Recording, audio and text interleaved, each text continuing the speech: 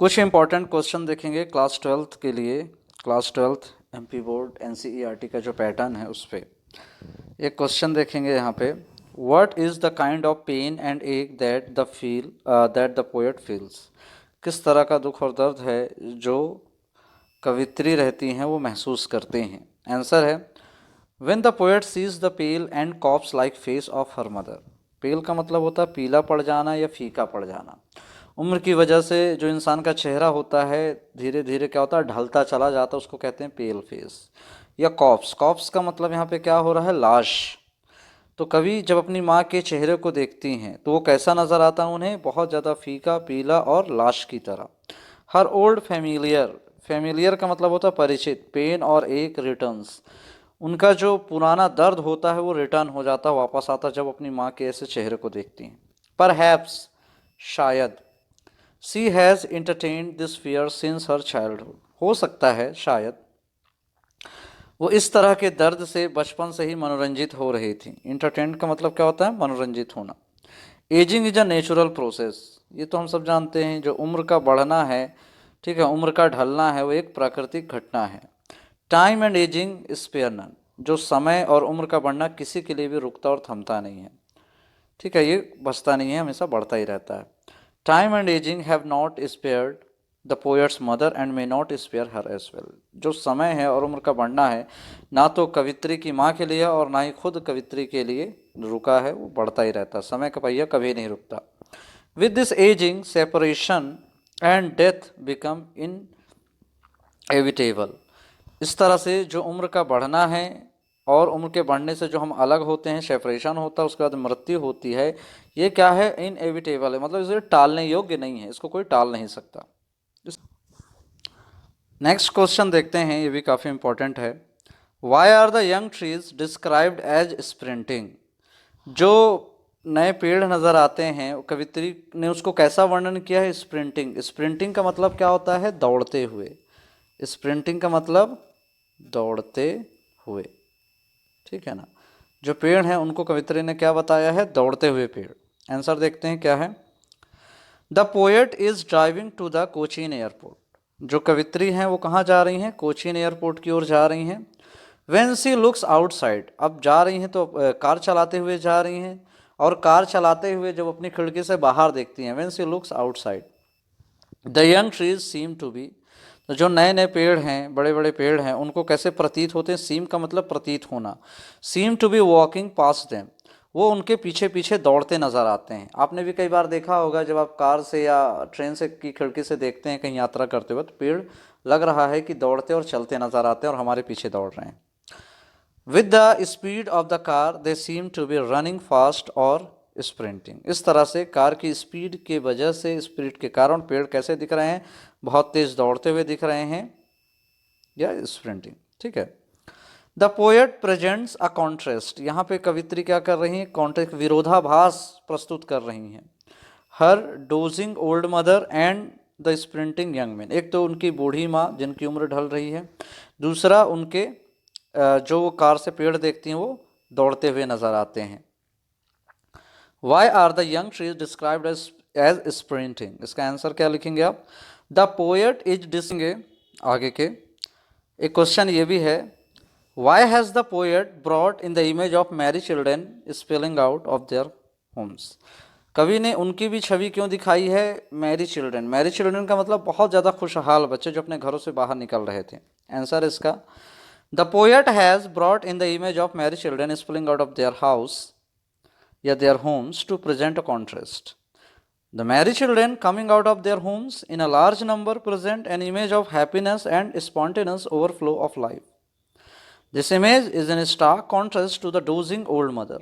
अच्छा, whose ashen face, ashen face का मतलब क्या, तो जैसे जो राख होती है ना, राख का जो कलर होता है उसको ashen face कहेंगे। looks lifeless and pale like a corpse. She is an image of aging, decay. decay का मतलब सड़ जाना, खत्म हो जाना।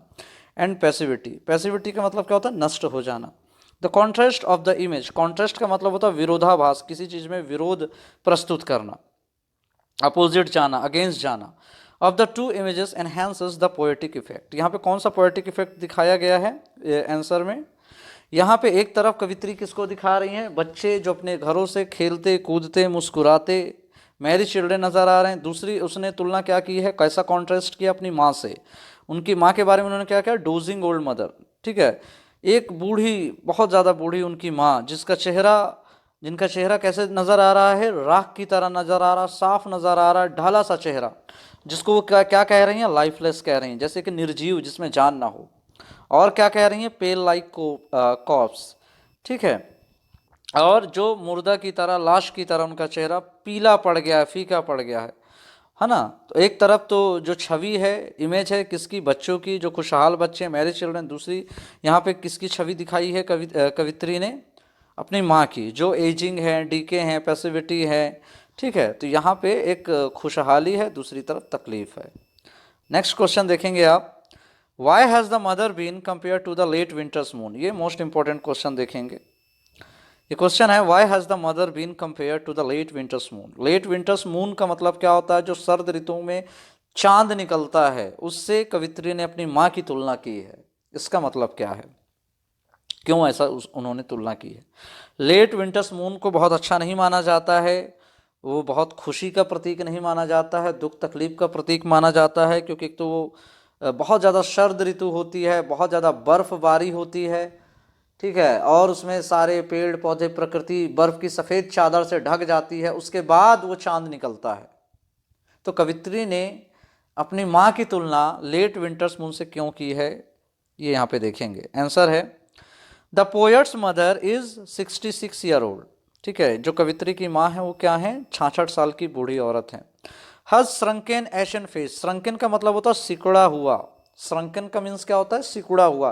जैसे आप देखेंगे जो उम्र दराज लोग होते हैं उनके चेहरों पे झुर्रियाँ पड़ जाती हैं, गाल पूरे सिकुड़ने लगते हैं, उनकी जो चमड़ियाँ हैं उनमें झुर्रियाँ आने की वजह से सिकुड़ा नजर, तो उसको श्रंकन फेस कहेंगे। और एसन फेस भी कह रही हैं साथ में, एकदम निर्जीव सा, जैसे मानो उनमें जान ना हो, चमक ना हो।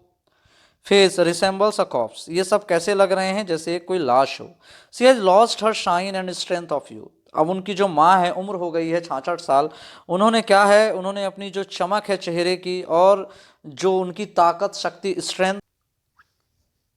The comparison is quite natural and appropriate. अब यहाँ पे जो तुलना हो रही है इस आंसर में, कंपैरिजन का मतलब क्या होगा, तुलना, वो क्या है, एकदम से प्राकृतिक और उचित है। कैसे, और यहाँ पे क्या लिखा, the simile used here is apt as well as effective.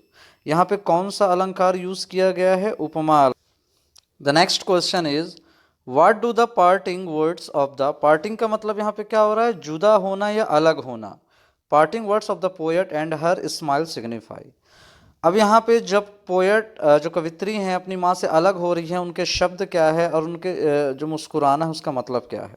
Answer देखते हैं, the poet's parting words of assurance and her smiles provide a stark contrast to the old familiar ache और फियर ऑफ द चाइल्डहुड। अब जो कवित्री हैं, जो उनके शब्द हैं, वो क्या दिलासा दे रही हैं, क्या अश्योर कर रही हैं, क्या पक्का कर रही हैं, और जो उनकी मुस्कुराहट है वो क्या दे रही हैं, एक अलग से विरोधाभास प्रस्तुत कर रही हैं उन चीज़ों से जो बहुत पुराना उनका दर्द और तकलीफ है, जो डर है, दर्द है और तकलीफ और डर जो भी है बचपन का, उसको एकदम डिफरेंट वो दिखा रही हैं कि अब वो डर के ऊपर भी विजय पा सकती हैं। Her words and smiles are a deliberate attempt to hide her real feelings. अब कई बार इंसान क्या करता है, एक अलग शब्द बोलता है और मुस्कुराहट चेहरे पे होती है, वो क्या दिखाने के लिए होती है, क्या छिपाने की कोशिश करने के लिए होती है, उनका जो वास्तविक तकलीफ है, जो वो वाकई में फील कर रहे हैं। The parting words, see you soon Amma. कवित्री ने जाते समय अपनी माँ से क्या कहा, पार्टिंग वर्ड्स क्या है यहाँ पे, जो डिपार्ट हो रहे हैं दोनों, तो पार्टिंग वर्ड्स है सी यू सून अम्मा, जल्दी ही आपसे मिलती हूँ अम्मा। Give an assurance to the old lady whose ashen face looks like a corpse. ये विश्वास और वादा दिला रहे हैं ये शब्द कि मैं आपसे दोबारा जल्दी ही मिलूंगी, अपनी माँ को, उस महिला को जिसका चेहरा एशन फेस है, जो कॉप्स की तरह दिखता है, लाश की तरह। नेक्स्ट टाइम इसी चैप्टर का इंपॉर्टेंट क्वेश्चन है, where was the poet going and who was with her. कवित्री कहाँ जा रही थी और उनके साथ कौन था। देखें तो इजीली आपको पता चल जाएगा, आंसर में है, the poet was driving from her parents home. जो कवित्री हैं वो कहाँ से ड्राइविंग कर रही थी? अपने माता पिता के घर से। जा कहाँ रही थी? Cochin airport. The poet's mother had come to see her. यहाँ पे क्या होगा? COME होगा, ठीक है, COME, come to see her off. तो जो कवित्री की माँ है वो कोचीन एयरपोर्ट तक आई थी अपनी बेटी को विदाई देने के लिए, छोड़ने के लिए। She was sitting beside her. उनकी माँ उसके जस्ट बगल में ही बैठी थी। She was dozing with her mouth open. वो एकदम सो रही थी, जैसे नहीं गाड़ी चलते चलते व्यक्ति सो जाता है, और कई बार आपने देखा होगा जो बूढ़े बुजुर्ग होते हैं उनका मुंह खुला रहता है सोते वक्त। The words driving and dose provide a contrast between image of dynamic activity and static passivity respectively. अब यहाँ पे जो शब्द है आप देखेंगे, ठीक है, यहाँ पे दो घटनाएं एक साथ हो रही हैं। एक तो ड्राइविंग है, गति हो रही है, दूसरा उनकी माँ एकदम शांत पड़ी है, लग नहीं रहा कि वो जीवित भी हैं कि नहीं। तो यहाँ पे कैसा विरोधाभास प्रस्तुत हो रहा है? दो छवियों के बीच में यहाँ पे दो इमेज हो रही हैं। एक तो डायनेमिक एक्टिविटी हो रही है, गाड़ी चल रही है, दूसरा स्टैटिक पैसिविटी रिस्पेक्टिवली हो रही है। इसके बावजूद क्या चल रहा है? एक शांत सा माहौल है जो उसकी माँ दिखा रही है। नेक्स्ट क्वेश्चन है, what was the poets childhood fear? Important question है ये। तो जो कवित्री हैं उनके बचपन का डर क्या था? छोटा सा आंसर है लेकिन इंपॉर्टेंट है। The child is always in fear of being separated. Separated का मतलब होता है जुदा होना या अलग होना। From his parents. जो बच्चे होते हैं उनको हमेशा से कैसा डर होता है? अपने माता पिता से दूर रहने का बहुत डर रहता है। In the same way the poet's fear as a child was that of losing her mother और हर कंपनी। इसी तरह कवित्री का भी यही डर था, सेम जैसे हर बच्चों का रहता है, अपनी माँ को खो देना या उससे दूर होने का डर।